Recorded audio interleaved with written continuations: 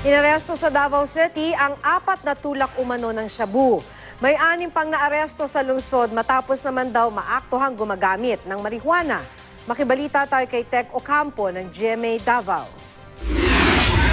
Naaktuhan ng mga tanod na gumagamit umano ng marijuana sa isang bakanteng lote sa barangay 76A, Davao City ang ilang lalaking miyembro raw ng isang gang sa lugar. Naglunsad ang operasyon ng barangay kasunod ng sumbong ng mga residente tungkol sa iligal na ginagawa raw ng mga suspect.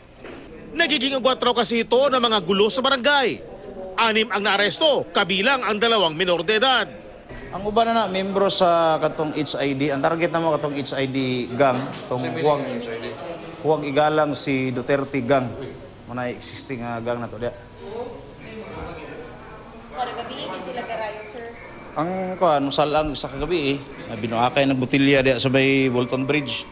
Nakuha sa isa sa mga suspect ang isang pakete ng marijuana. Mariin namang itinanggi ng mga naaresto ang paratang sa kanila. Dili to imuha. Dili. Nagunsa day mo dito sa area.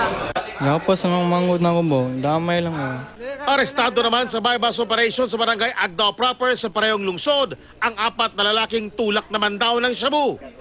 Target sa bypass ay isang Jim alias Popoy Millores. Inaresto na rin ng pulisya ang 3 kasama ni alias Popoy nang gawin ng operasyon.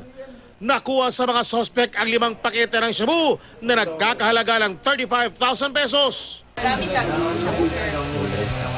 Baligya. Baligya po. Ha? Ano, dyan sa'yo, baligya sa'yo. Tech Ocampo, Nagbabalita, Pilipinas.